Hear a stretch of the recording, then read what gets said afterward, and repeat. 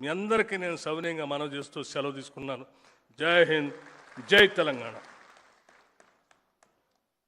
ఆర్థిక మంత్రి గారికి ధన్యవాదాలు. ఈ శుభ సందర్భాన రైతు లోకాన్ని ఉద్దేశించి రాష్ట్ర ముఖ్యమంత్రి వర్యులు రేవంత్ రెడ్డి గారిని ప్రసంగించవలసిందిగా కోరుతున్నాను.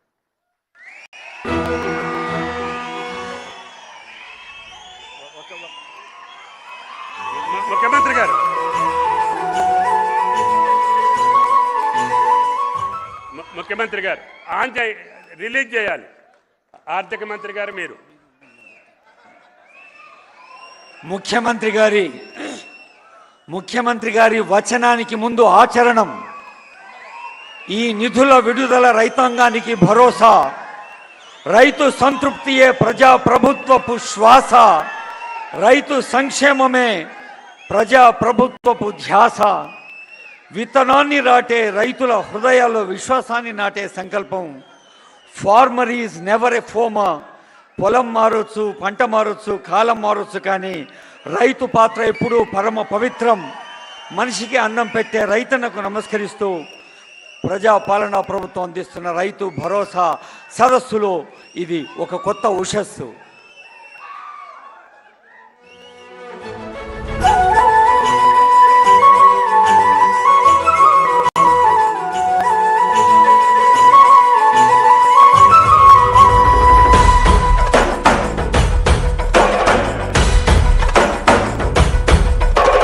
పాలమూరు జిల్లాల కొండరెడ్డిపల్లెలో కొన్నదొక తల్లి.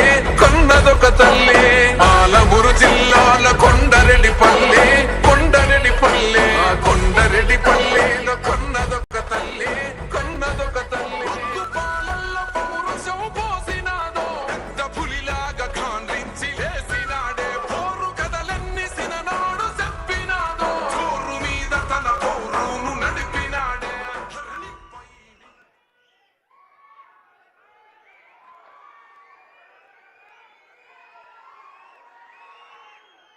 రైతు సోదరులందరికీ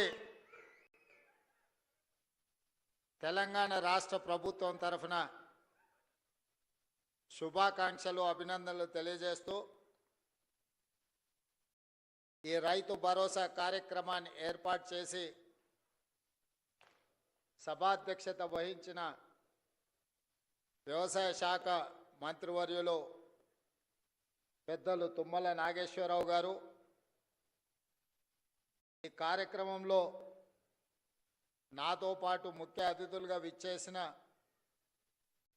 ఆర్థిక మరియు విద్యుత్ శాఖ ఉప ముఖ్యమంత్రి వర్యులు మిత్రులు బట్టి విక్రమార్క గారు,